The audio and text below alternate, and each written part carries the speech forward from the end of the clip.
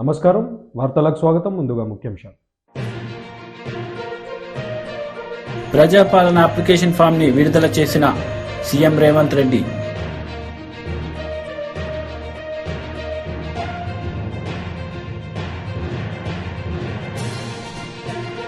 జనసేన అధినేత పవన్ కళ్యాణ్ సమక్షంలో ఇతర పార్టీ నాయకులు చేరిక.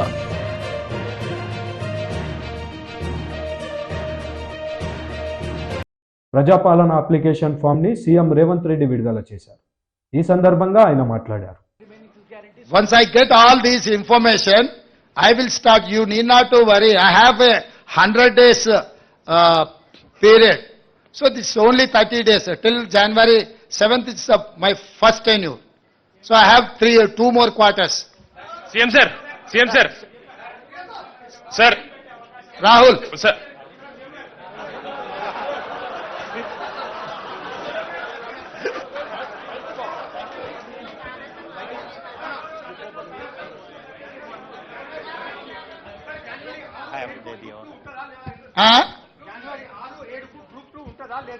దాని మీద ఇంకా సమీక్షించి నిర్ణయం తీసుకుంటాం. డెఫినెట్ గా రాహుల్ చెప్పింది మా దృష్టికి వచ్చింది. డెఫినెట్ గా మా అధికారులతో మాట్లాడి నిర్ణయం తీసుకుంటాం.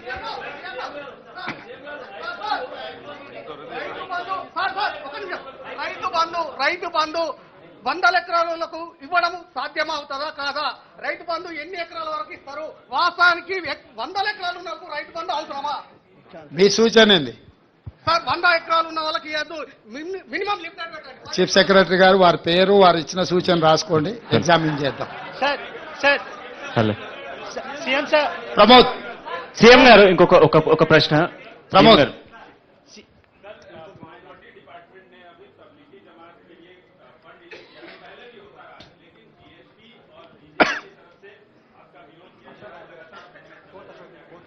भाई ये पहली बार केस नहीं है, ये आखिरी बार भी नहीं है. 2004 से लगातार वो प्रोग्राम होते जा रहे.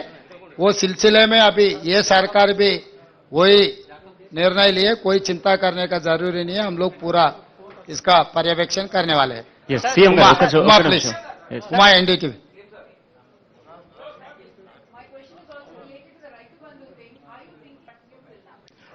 What is your, out of your expense, what is your suggestion?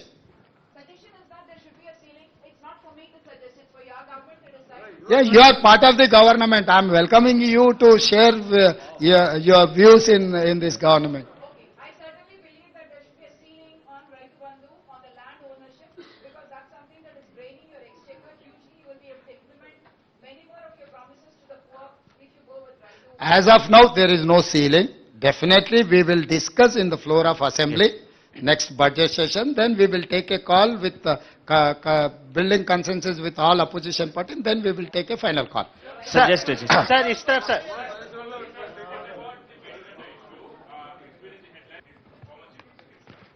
तो ये यहाँ हर आदमी, चार्लेस ओबराज भी आप कुछ पूछे तो वो बोलेगा कि मैं कुछ नहीं किया, मैं ऐसे गुनाह कुछ भी नहीं किए, मुझे छोड़ दो, ऐसी कहता है. तो इसमें कौन गुनहगार है, कौन क्या किए, कौन कहां से लूटे, ये सब सारे इंक्वायरी इसीलिए डाल रहे कि जुडिशियल इंक्वायरी इसीलिए बना रहे कि कौन कौन जिम्मेदार है. इंक्वायरी में ये पूरा तय हो जाएंगे. एलएनटी का रोल क्या है, हरीश राव का रोल क्या है, केसीआर जी का रोल क्या है, और अलग दूसरे अधिकारी का भी क्या रोल है, वो बाद में पता लगेगा कि after once we have completed our inquiry. CM sir ఇస్తారు సార్. CM sir. Yes, very soon. CM sir. Ashish. గత ప్రభుత్వంతో చాలా కామెంట్ చేశారు. గతంలో గవర్నర్ కూడా కొన్ని కామెంట్ చేసినప్పుడు మీరు కూడా మద్దతు తెలిపారు, ఒక ఆడపిల్లని అట్లా అనొద్దు అని. సో ఆ గవర్నమెంట్ తో గవర్నర్ కు ఉన్న గ్యాప్ ని ఆ గవర్నమెంట్ ఆమె చాలాసార్లు ప్రతిఘటించే ప్రయత్నం చేశారు. మీ గవర్నమెంట్ తో గవర్నర్ గారికి రిలేషన్ ఎట్లా ఉండబోతుంది? ఎట్లున్నది అనుకుంటున్నా ఈ 25 రోజులు సేమ్ అట్లనే కంటిన్యూ అయింది. सर आपकी गवर्नमेंट यहाँ पर कर्नाटक के कांग्रेस गवर्नमेंट से काफी ज्यादा इंस्पायर है. 5 गारंटी यहाँ पर जो तेलंगाना में आपकी सरकार है, कांग्रेस की सरकार जो कर्नाटक में है, हमने इलेक्शन कैंपेन के दौरान भी देखा कि काफी ज्यादा वहां से इंस्पिरेशन लिया. कर्नाटक सरकार ने एक फैसला लिया है, बेंगलोर में उनकी म्यूनिसिपैलिटी ने 60% वोट बोर्ड्स जो हैं साइनेजेस लोकल लैंग्वेज में होंगे. आपकी क्या राय है? तेलंगाना में हैदराबाद शहर में भी ये चीज होना चाहिए, प्लस उनका कहना है कि 70% लोकल को इंडस्ट्रीज में अपॉइंटमेंट मिलना चाहिए। इन दो इश्यूज पे आपका व्यू क्या है? और सेकंड मेरा क्वेश्चन सर, आपने और डिप्टी चीफ मिनिस्टर साहब ने प्राइम मिनिस्टर से मुलाकात की है, उसका एजेंडा क्या था, क्या बातचीत हुई? एजेंडा तो सीधा सीधा कल ही पत्रकारों को पूरा एक्सप्लेन किए हमारा डिप्टी चीफ मिनिस्टर। हमारा कोई हिडन एजेंडा नहीं है, हमारा लोगों के ऊपर कोई कुछ केस नहीं है, कुछ लूट मार किए सो वाले माफ करने के लिए झुकने का भी नहीं है। हम सीधा गए, हमारे दरखास्त दिए तेलंगाना जनता के तरफ से। प्राइम मिनिस्टर ने आश्वासन दिलाया कि भाई सरकार, केंद्र सरकार, प्रदेश सरकार के लिए अच्छा मदद देंगे, तो we are expecting that support. और तीसरी बात, ये जो चर्चा हो रही है ये 5 गारंटीज के बारे में, कर्नाटक के मॉडल, इधर के मॉडल, उधर के मॉडल, कहीं के मॉडल नहीं, ये तेलंगाना मॉडल है। तेलंगाना मॉडल के हिसाब से हम जिम्मेदारी से ये काम निभाएंगे। जो जो वेलफेयर के लिए एलिजिबल है, हर eligible person will get this welfare scheme. Sir ఒక్క నిమిషం సార్, ఇప్పుడు ఆల్రెడీ రైతు బంధు కానీ పింఛన్లు కానీ ఒక్క నిమిషం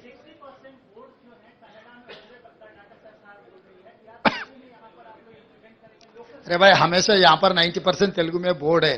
we need not worry about Telugu, Urdu, English, क्योंकि हर दुकान में मैं जो देखते जाता हूँ तेलुगु में है.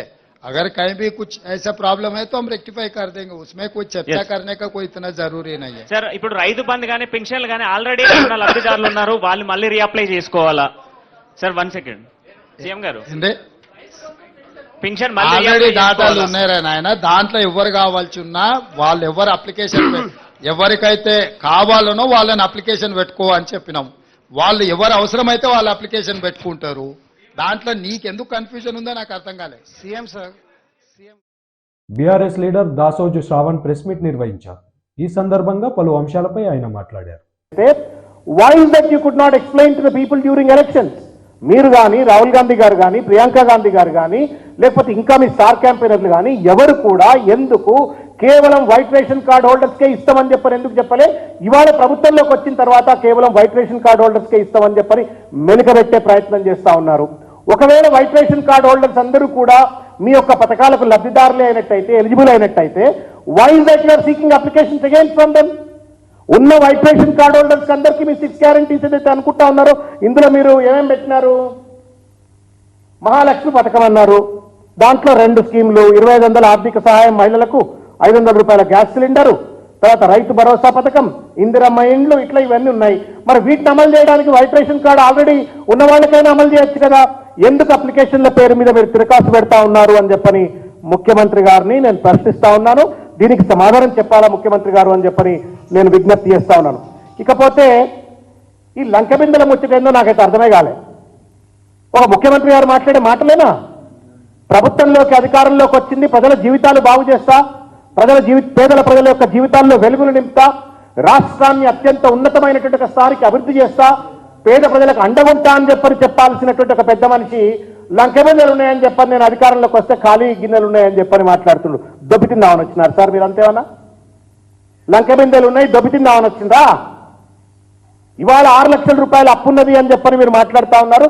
పదే అప్పున్నది అని చెప్పని మాట్లాడుతున్న పెద్ద మనిషి ఈ 6 లక్షల అప్పున్నటువంటి సంగతి ఇవాళ పథకాల అమలు చేసేటువంటి ఒక సమయంలో 6 లక్షల రూపాయల అప్పు గురించి మాట్లాడుతూ ఉన్నారు. కానీ ఈ 6 లక్షల రూపాయల అప్పు ఉందనేటువంటి ఒక సంగతి మీరు ఎన్నికల్లో కూడా చెప్పిండ్రు కదా. పలుమార్లు ప్రతి ఒక్క ఎన్నికల సమావేశంలో, ప్రచార సభల్లో మీరు 6 లక్షల రూపాయల అప్పు ఉంది అని చెప్పిండ్రు. చెప్పేటప్పుడు అప్పుందని చెప్పినప్పుడు ఈ పథకాల అమల్లో ఉన్నటువంటి ఒక కష్ట నష్టాలు, లోటుపాట్ల గురించి ఎందుకు మాట్లాడలే? అప్పుడేమో చెట్ల మీద ఇస్తాను కుట్టినట్టు వాగ్దానం చేసిండ్రు. మాజీ MP BRS leader Vinod Kumar media సమావేశం నిర్వహించారు. ఈ సందర్భంగా పలు అంశాలపై ఆయన మాట్లాడారు. నేను వ్యక్తిగతంగా కరీంనగర్ పార్లమెంట్ సభ్యుడిగా ఎలకతుర్తి, హుస్నాబాదు, సిద్దిపేట, రామాయణపేట, మెదక్ వరకు ఒక జాతీయ రహదారి కావాలని కొట్లాడినాం. అది అంత గొప్ప రహదారి వాహనాలు ఉండవు, అయినా కూడా ఒక వెనుకబడ్డ ప్రాంతం కనెక్ట్ కావాలని చెప్పి కోరడం జరిగింది. కరీంనగర్, సిరిసిల్ల, కామారెడ్డి, పిట్లం వరకు ఒక జాతీయ రహదారి కావాలని కోరడం జరిగింది. అదేవిధంగా కరీంనగర్ నుండి, జమ్మికుంట నుండి మరి భూపాలపల్లి వరకు సీరోంచ వరకు కావాలని కోరడం జరిగింది.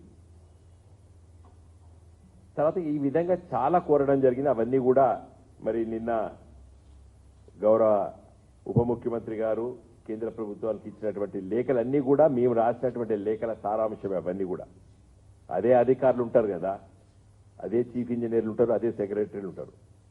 నేను చూసిన పేపర్లో అవన్నీ కూడా ఇదివరకు 10ల సంఖ్యలో లేఖలు రాస్తాం. మా పార్లమెంట్ సభ్యులు మేమందరం కూడా 377 రేజ్ చేద్దాము, 0 అవర్లో రేజ్ చేద్దాము. ముఖ్యంగా మరి రాజీవ్ రహదారిని జాతీయ రహదారిగా మార్చాలని చెప్పి డిమాండ్ చేస్తే నితిన్ గడ్కరీ గారే హామీ ఇవ్వడం జరిగింది, మార్చుతా అని చెప్పి.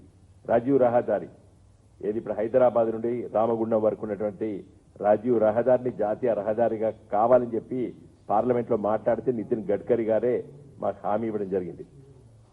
తర్వాత అతి ముఖ్యమైనది ఎవరు ఆలోచించలేదు, సారాపాక అంటే భద్రాచలం పక్కకున్న సారాపాక నుండి మనుగూరు, ఏటూరు నాగారం, తుపాకులగూడెం నుండి గోదావరి నది ఎంబడి వెళ్ళి కాళేశ్వరం దగ్గర గోదావరి దాటి ప్రాణహిత ఎంబడి వెళ్ళి కౌటాల అంటే ఆదిలాబాద్లో నెత్తి మీద ఉంటుంది మహారాష్ట్రకు బార్డర్, అక్కడి కూడా అడవి ప్రాంతంలో ఒక జాతీయ రహదారి కావాలని చెప్పి డిమాండ్ చేస్తాం. జాతీయ రహదారులు మేము డిమాండ్ చేసినట్టు ఎవరు చేయలేదు. పార్లమెంట్లో చాలా సందర్భాల్లో మేము మాట్లాడడం జరిగింది, లేఖలు ఇచ్చి కూర్చోలేదు, మేము మాట్లాడడం జరిగింది. అన్నిటికంటే ముఖ్యంగా ఈరోజు భట్టి గారు చాలా విషయాలు కూడా ప్రస్తావించలేదు ప్రధానమంత్రి గారి దగ్గర. అవి నేను చెప్పదలుచుకున్నాను, ఇంకేమేమి చెప్పాలో. మీరు నిన్న ఇండియన్ ఇన్స్టిట్యూట్ ఆఫ్ మేనేజ్మెంట్ గురించి వెళ్ళి మాట్లాడడం జరిగింది. అసలు రాష్ట్ర విభజన చట్టం కాంగ్రెస్ పార్టీ తీసుకొచ్చింది 2014లో. ఆంధ్రప్రదేశ్ రాచకొండ కమిషనరేట్లో రాచకొండ కమిషనరేట్ వార్షిక నేర నివేదిక విడుదల చేశారు పోలీస్ అధికారులు. ఈ సందర్భంగా వారు మీడియాతో మాట్లాడారు. Percent reduction, which is 59% less than last year. About total deaths in the road accidents. Last year, 2022, it is 754. This year is 633, which is we have could reduce this by 121, it is 16.4% total deaths. Injured, last year we have seen 2022, 3,405 people got injured in the road accidents, and this year 3,205. That means 5.88% reduction, which is less by 200 cases. Coming to crime against women, in that crime against women, we got in 2023, 3,330 cases are there. And 2022, we got 3,122. This means there is a reduction of 6.25%, which is 208 cases less than last year as per the crime against women. This abatement to suicide decreased by 2 cases, which are 50% of reduction, and then harassment domestic violence decreased by 122 cases, which is 7.16% reduction. Rape decreased less by 45, which is 12% reduction compared to last year. POCSO cases decreased by 125 cases have come down, which is 28.28% reduction. Then dowry murders increased by 1 case. Actually, last year it was 5, now it is 6. Then kidnap increased by 6%. Same way, dowry deaths also remained same with the 16 cases. This way, we could ensure, we can tell that the safety of women is in the safe hands in Rajakonda Commissionerate. Most of the areas, the crime rate has come down as far as the crime against women is concerned. Another area of concern, which is Honorable Chief Minister also were addressing the collectors, SPs and commissioners. సామాజిక సాధికార bus యాత్రలో పలువురు YCP నేతలు పాల్గొన్నారు. ఈ సందర్భంగా వారు ప్రసంగించారు. ఆయన నవ్వుకొని ఒక కమిషనర్ గారిని పిలిచి, వాళ్ళు కళాకారులయ్యా, వాళ్ళు ఆంధ్రదేశాన్ని నవ్వించేవాళ్ళు, వాళ్ళు మనం బాధ పెట్టకూడదు, వాళ్ళ సర్వే నంబర్ ఏంటో చూసి అటు వెళ్లకుండా ఆ పక్క నుంచి పోనీ అని చెప్పిన మహానాయకుడు ఆయన వైఎస్ రాజశేఖర రెడ్డి గారు. మరి ఆయన మన చుట్టం కాదు, ఆయన మన పట్టం కాదు, అయినా కూడా ప్రతి పేదవాడి ఇంట్లో దేవుడు ఫోటో పక్కన ఆయన ఫోటో ఉంటుంది. ఎందుకు పెట్టుకున్నాడంటే ఆ పేదవాడు మల్టీ స్పెషాలిటీ హాస్పిటల్లో డబ్బున్న వ్యక్తి ఒక బెడ్ మీద పడుకుంటే పక్క బెడ్లో పడుకొని ఆపరేషన్ చేసుకొని మళ్ళీ తన కుటుంబంతో హాయిగా ఉన్నవాడు. నా తండ్రి పెట్టిన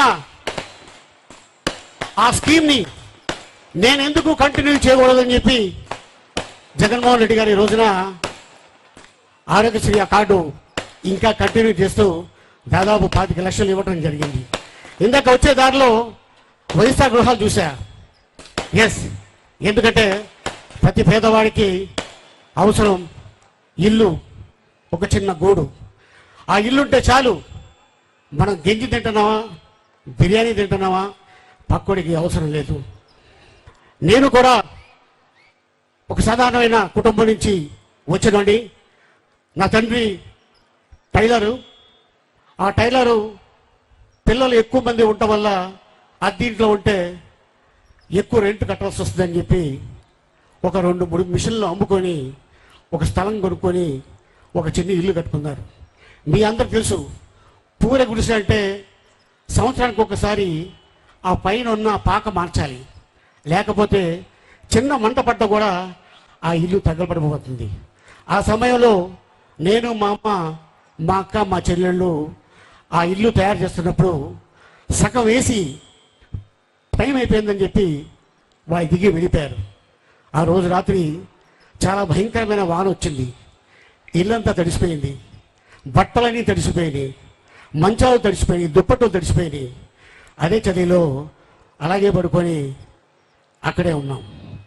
అట్లాంటిది నా పేదవాడికి ఒక గూడు ఉండాలని ఒక ఆలోచన వైఎస్ జగన్మోహన్ రెడ్డి గారికి రావటం అనేది ఆలోచన చాలా అద్భుతమైన. 151 సీట్లు కైవసం చేసుకుని ముఖ్యమంత్రి అయిన జగన్మోహన్ రెడ్డి గారు ఆ రోజు నుంచి కూడా ఈ రాష్ట్రంలో బీసీలని, మైనార్టీలని, ఎస్సీ ఎస్టీలని గుండెల్లో పెట్టుకొని చూసుకుంటూ ఒక పక్క రాజ్యాధికారం ఒక పక్క అయితే, సంక్షేమం ఒక పక్క అయితే, ఈ రోజు నేరుగా ఈ రోజు మహిళా తల్లులకి, ముఖ్యంగా బీసీలకి, మైనార్టీలకి, ఎస్సీ ఎస్టీలకి ఇస్తూ అండగా నిలిచిన మన ముఖ్యమంత్రి జగన్ అని చెప్పి ఈరోజు మీ అందరికీ కూడా తెలియజేస్తా ఉన్నా. ఈ రోజు మీ అందరూ కూడా ఆలోచన చేయాలా. ఈ రోజు చాలా మంది చెప్తారు, మేము వచ్చాం బీసీలకు మంచి చేయాలని వచ్చాం, ఎస్సీలకు మంచి చేయాలని వస్తున్నాం, ఎస్టీలకి మంచి చేయాలని వస్తున్నాం, ప్రతి పేదవాడికి మంచి చేయాలని వస్తున్నాం అని చెప్తారు. కానీ స్వతంత్రం వచ్చిన తర్వాత ప్రతి పేదవాడు, ప్రతి బీసీ, ప్రతి పేద మైనారిటీ, ప్రతి ఎస్సీ ఎస్టీ ఆత్మ గౌరవం పెంచిన వ్యక్తి జగన్మోహన్ రెడ్డి గారు అని చెప్పి మీ అందరికీ కూడా తెలియజేస్తా ఉన్నా. చాలా మంది అడగచ్చు అది ఎలా అని. ఇక్కడున్న మహిళా తల్లులు, ఇక్కడున్న పేదవాడు అందరికీ కూడా ఒకటి అడుగుతా ఉన్నా. స్వతంత్రం వచ్చిన తర్వాత మాలాగా నాయకులు బాధపడొచ్చు. శాసనసభ్యులుగా కార్పొరేటర్లు, జెడ్పీటీసీలు, లేకపోతే ఎంపీటీసీలు, స్థానిక నాయకులు ఈ రాష్ట్రంలో మాలాగా మొత్తం లెక్క పెడితే 5,000 మంది ఉంటామో, 10,000 మంది ఉంటామో, మా అందరిలో చాలా మంది బాధపడొచ్చు జగన్మోహన్ రెడ్డి గారు చేసిన పనికి. కానీ ఈ రోజు ఈ రాష్ట్రం మంగళగిరి నియోజకవర్గం విస్తృత స్థాయి సమావేశంలో నారా లోకేష్ పాల్గొన్నారు. ఈ సందర్భంగా పలు అంశాలపై ఆయన ప్రసంగించారు. ఒక ప్యారలల్ ప్రభుత్వం నడిపిస్తున్నట్టుంది. 27 సంక్షేమ అభివృద్ధి కార్యక్రమాలు మంగళగిరి ప్రజల కోసం మనం చేస్తాం జరుగుతుంది. ప్రభుత్వం అన్న క్యాంటీన్ మూసేస్తే మనం అన్న క్యాంటీన్ తెరిచాం. ప్రభుత్వం పెళ్లి కానుక ఎత్తేస్తే మనం పెళ్లి కానుక ఇస్తున్నాం. పేద ప్రజలకి స్వయం ఉపాధి కల్పించేదానికి తోపుడు బండ్లు ఇస్తున్నాం. ఇంకా మహిళలు సొంత కాళ్ళపై నిలబడడానికి స్త్రీ శక్తి పేరుతో టైలరింగ్ కానీ బ్యూటీషియన్ కోర్సులు ఇచ్చి మెషిన్లు కూడా అందజేసిన పార్టీ తెలుగుదేశం పార్టీ. పెద్దలు చెప్పినట్లు ఎన్టీఆర్ సంజీవిని పేరుతో మండలాలకు ఒక బండి పట్టణాలకు వచ్చి క్లినిక్ ఏర్పాటు చేసి ఉచితంగా మందులు కూడా మనం ఇస్తున్నాం. ఇంకా యువ పేరుతో నిరుద్యోగ యువతకి సాఫ్ట్వేర్ ట్రైనింగ్లు ఇచ్చి ఉద్యోగాలు కల్పిస్తున్నాం. జలధార పేరుతో ప్రభుత్వం తాగునీరు అందించబోతే మనం వాటర్ ట్యాంకర్ల ద్వారా తాగునీరు అందిస్తున్నాం. ఏకంగా వాటర్ ప్లాంట్లు కూడా ఏర్పాటు చేసుకున్నాం మనం. ఇంకా అన్నగారు పేరుతో ప్లే గ్రౌండ్లు పెట్టాం, టోర్నమెంట్లు కూడా ఏర్పాటు చేశాం. దివ్యాంగులకి ట్రైసైకిల్స్, రజక సోదరులకి ఇస్త్రీ బండ్లు, స్వర్ణకారులకి ఏకంగా ఒక సంక్షేమ సంఘం ఏర్పాటు చేశాం. పురోహితులకి, పాస్టర్లకి, ఇమాములకి పండగ వస్తే బట్టలు కూడా పెట్టిన పార్టీ మన తెలుగుదేశం పార్టీ. ఈ ప్రభుత్వం కనీసం గుంటలు పూడ్చబోతే ఆ గుండెలు కూడా పూడ్చిన party Telugu Desam party. Gravel road అంటే వర్షాకాలం వస్తే రోడ్ల సమస్య ఉంటే గ్రావెల్ రోడ్లు కూడా మనం వేసాం. ఇంకా నాయ బ్రాహ్మణులకి సలూన్ చైర్లు, కిట్లు, కార్మికులకి వెండింగ్ మెషిన్లు, కోవిడ్ వచ్చినప్పుడు కూడా వైద్య సహాయం ఆనాడు మనం అందజేశాం. ఆర్ఎంపీ సోదరులకి కిట్లు ఏర్పాటు చేశాం. ఏకంగా ఎండాకాలం వస్తే చలివేంద్రాలు, దాని ద్వారా తాగునీరు, మజ్జిగ అందించాం. ఇంకా మా దళిత సోదరుల ఇంట్లో పెళ్లింటే తాలి బొట్టు కూడా అందజేస్తుంది మన పార్టీ తెలుగుదేశం పార్టీ. ఇంకా మా చేనేత సోదరులకి రత్నాలు ఇప్పుడు ఏకంగా వీవరశాల ఒకటి మంగళగిరి పట్టణంలో ఏర్పాటు చేశాం. వచ్చే నెలలో కూడా అది ప్రారంభించబోతున్నామని ఈ సభాముఖంగా మీ అందరికీ నేను తెలియజేస్తున్నా. మీరందరూ ఒక్కసారి ఆలోచించండి. ఓటమి చెందినా ఏనాడు నేను బాధపడలేదు. ప్రజలు నాకు పరీక్ష పెట్టారు అనుకున్నా. చాలా మంది నన్ను ఎగతాళి చేశారు, పర్వాలేదన్నా. ఒకే ఒకసారి బాబు గారు అడిగారు, మళ్ళీ నువ్వు మంగళగిరి నుంచే పోటీ చేయాలనుకుంటున్నావా? ఏపీ బీజేపీ రాష్ట్ర అధ్యక్షురాలు దగ్గుపాటి పురంధేశ్వరి మీడియా సమావేశం నిర్వహించారు. ఈ సందర్భంగా పలు అంశాలపై ఆమె మాట్లాడారు. సీతానగరం ఆ రోడ్డు కావచ్చు, లేదా ఈ రాజమండ్రి జిల్లాలో ఉన్నటువంటి రోడ్ల పరిస్థితి కనుక మనం గమనించినట్లయితే అధ్వాన్నంగా ఉన్నటువంటి విషయం ప్రతి ఒక్కరికి తెలుసు. కేవలం నేషనల్ హైవే రోజు బ్రహ్మాండంగా పట్టుపరుపుల్లాగా వెళ్ళిపోతున్నాం, కానీ రాష్ట్రంలో రోడ్ల పరిస్థితి ఘోరాతి ఘోరంగా ఉన్నాయి. చంద్రయాన్ని చంద్రమండలం మీదకి పంపించినప్పుడు మొట్టమొదటి ఫోటో చంద్రమండలం నుండి వచ్చిందని చెప్పి ఒక ఫోటో వాట్సాప్లో వైరల్ అయింది. ఆ ఫోటో కనుక చూసినట్లయితే ఆంధ్ర రాష్ట్రంలో గుంతలమయంగా ఉన్నటువంటి రోడ్లని ప్రజలు వాట్సాప్లో పెట్టి ఇది చంద్రయాన్ నుండి, చంద్రమండలం నుండి చంద్రయాన్ పంపించిందని చెప్పి ప్రజలు పోస్ట్ చేసినటువంటి విషయాన్ని మనం ఇంకా మర్చిపోలేదు. అదేవిధంగా గోదావరి జలాల పరిరక్షణకి కూడా కేంద్ర ప్రభుత్వం నిధులు ఇస్తున్నటువంటి సందర్భంలో ఇక్కడ నిజంగా దాని మీద దృష్టి సారించినటువంటి విషయం మనం అందరం కూడా చూస్తున్నాం. అదేవిధంగా టిడ్కో ఇళ్ళు నిర్మాణం జరిగింది, కానీ ఎంత మేరకు 80% కూడా ఇవాళ అక్కడ పేదలకి ఇవ్వనటువంటి విషయం మనం ఇక్కడ చూస్తున్నటువంటి నేపథ్యం. అదేవిధంగా ఇళ్లకి స్థలాలని చెప్పి ఏ విధంగా మన మడ అడవులు సైతం పర్యావరణాన్ని ధ్వంసం చేస్తున్నారో మనకు తెలియనటువంటి విషయం కాదు. మరి ఏ వర్గానికి కూడా న్యాయం చేయకుండా అవినీతిలో కూరుకుపోయి ఇవాళ ఇసుక చూసినట్లయితే మొన్న కూడా నేను వచ్చాను, ఏది కడిప్లంకకి నేను రావడం జరిగింది. నాయకులందరూ కూడా నాకు తోడుగా వచ్చారు, ప్రెస్ వారు కూడా వచ్చారు. అక్కడ ఎంత విశృంఖలంగా అక్కడ ఇసుక మాఫియా జరుగుతుందో మనం అందరం కూడా చూడటం జరిగింది.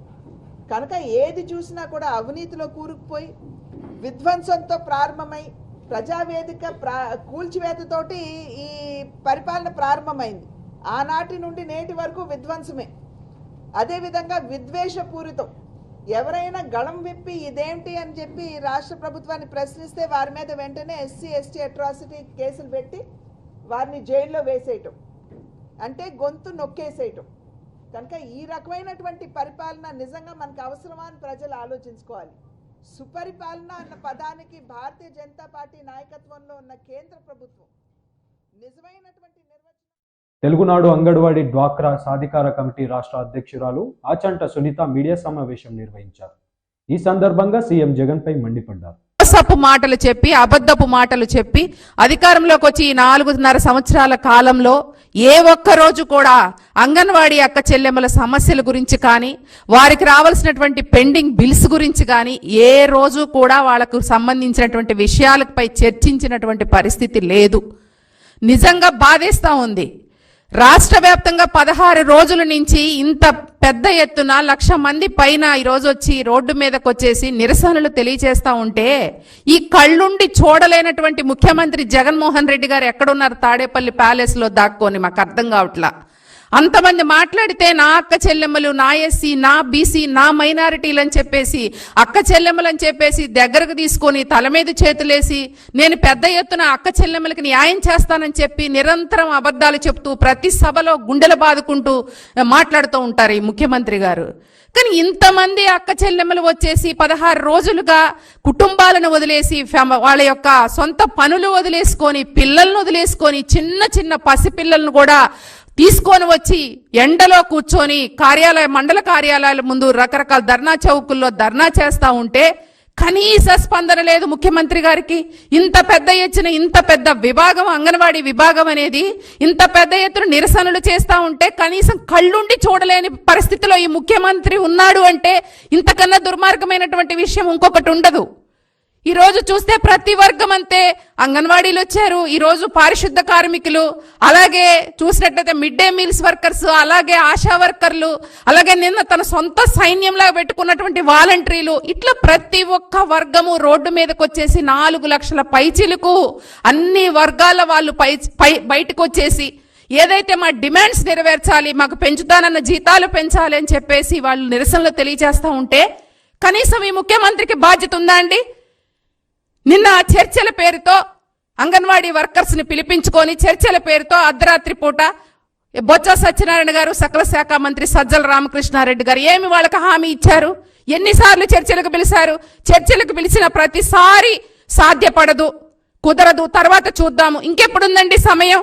అంటే 4.5 సంవత్సరాల కాలంలో చెయ్యండి ఇంకెప్పుడు చేస్తారు? అదే పొంగల్ వెళ్ళిన తర్వాత సంక్రాంతి అయిపోయిన తర్వాత మాట్లాడదామని, అలాగే నెక్స్ట్ ఎలక్షన్స్ అయిపోయిన తర్వాత మీకు జీతాలు పెంచుతామని, అంటే మీరు ఏ విధంగా బాధ్యతారహితంగా మాట్లాడుతూ ఉన్నారు? అంటే మళ్ళీ ఎలక్షన్స్ అయిపోయి మళ్ళీ మీరే వస్తారని కళ్ళగంటా ఉన్నారా? దానితో పాటు సిగ్గుండాలి. జనసేన అధినేత పవన్ కళ్యాణ్ సమక్షంలో ఇతర పార్టీ నాయకులు జనసేనలో చేరారు. ఈ సందర్భంగా పవన్ కళ్యాణ్ మాట్లాడారు. చనిపోయిన వంశీకృష్ణ యాదవ్ గారు ఈరోజు పరిచయం కాదు. ఇది 2009 నేను యువరాజ్యం అధ్యక్షులుగా ఉన్నప్పుడు ఆ రోజు నుంచి ఉత్తరాంధ్రలో చాలా బలమైన యంగ్ లీడర్, డైనమిక్ లీడర్. ఆ రోజు నాకు ఆయన ప్రత్యక్షంగా ఆయన చూశాను ఆ రోజున. సో యువరాజ్యంలో ఆయనకి ఆ రోజున ఆయన ఆహ్వానించడం జరిగింది. కోఇన్సిడెంటల్గా మళ్ళీ 2009 తర్వాత మళ్ళీ 2023లో ఎమ్మెల్సీ అభ్యర్థిగా ఉండి కూడా మనస్ఫూర్తిగా ఈ రోజున జనసేన పార్టీలోకి వారు వచ్చినందుకు మనస్ఫూర్తిగా శ్రీ చిన్నబోయిన వంశీకృష్ణ యాదవ్ గారిని మనస్ఫూర్తిగా ఆహ్వానిస్తున్నాను. వారితో పాటు పార్టీలోకి వచ్చిన మీ నలుగురికి కూడా ప్రత్యేకించి నా హృదయపూర్వక ఆహ్వానం పలుకుతూ ఉన్నాను. మీ రాక, వంశీకృష్ణ గారి రాక ఉత్తరాంధ్రకి నేను 2009 నుంచి వీరిని చూస్తూ ఉన్నాను. చాలామంది ఆ రోజుల్లో ఇంక్లూడింగ్ తెలంగాణలో కూడా చాలామంది యువరాజ్యంలో ఉన్న వ్యక్తులు చాలామంది కీలకమైన నాయకులు అయ్యారు ఈ రోజున, అటు తెలంగాణలోనూ ఇటు ఆంధ్రాలో. సో ఆ కోవకు చెందిన శ్రీ వంశీకృష్ణ యాదవ్ గారు మనస్ఫూర్తిగా మళ్ళీ ఇంకొకసారి రావటం, ఇందాక ఆయన అన్నట్టుగా తిరిగి సొంత ఇంటికి నేను వచ్చినట్టుగా ఉందంటే మనస్ఫూర్తిగా నేను అదే దృష్టితో చూస్తూ ఉన్నాను. ఇది అలాగే ఆయన వచ్చిన విధానం నాకు చాలా నచ్చింది. ఏ సమస్యల మీద ఇవన్నీ ప్రస్తావించకుండా భావజాలం ఇది మరింతగా ఆకట్టుకుంది. ఆయన పార్టీలోకి రాకముందు చర్చల మీద నేను అర్థం చేసుకుంది. వైఎస్ఆర్సీపీ పాలన గురించి వీటి గురించి ఏం కాకుండా నేను ప్రత్యేకించి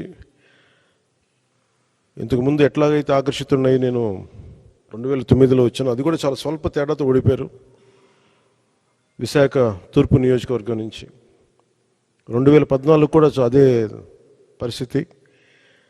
కానీ పోటాపోటీగా మళ్ళీ ఎమ్మెల్సీ ఎన్నికల్లో పోటీ పడి గెలిచి ఆ విజయం మరి ఇలాంటి బలమైన నాయకుడిని జనసేనకి మనస్ఫూర్తిగా ఇష్టపడి వచ్చినందుకు ఇంకొక మారు మనస్ఫూర్తిగా ధన్యవాదాలు తెలుపుకుంటూ, ఏ నమ్మకంతో అయితే జనసేనలోకి వచ్చారో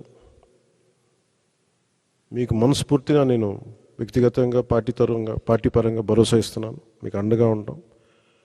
మీతో పాటు వచ్చిన మీ అందరికీ కూడా ఈ రోజున కండువాలించిన ప్రతి ఒక్కరు కూడా పేరు పేరున మీరు ఒకళ్ళు ఇద్దరు నాకు ఖచ్చితంగా యువరాజ్యంలో చేశారని అనుకుంటా ఉన్నాను. మీరు చేశారు దుర్గాప్రసాద్ గారు.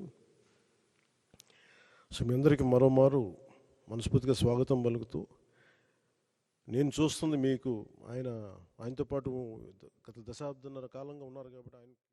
వార్తలు ముగించే ముందు ముఖ్యాంశాలు మరోసారి. ప్రజాపాలన అప్లికేషన్ ఫామ్ ని విడుదల చేసిన సీఎం రేవంత్ రెడ్డి.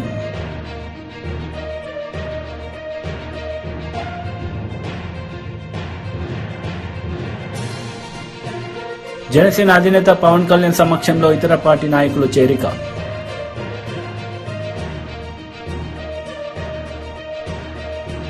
ఈ వార్తలు ఇంతటితో సమాప్తం. తిరిగి ప్రసారమయ్యే వార్తల్లో మళ్ళీ కలుద్దాం. అంతవరకు సెలవు. నమస్తే.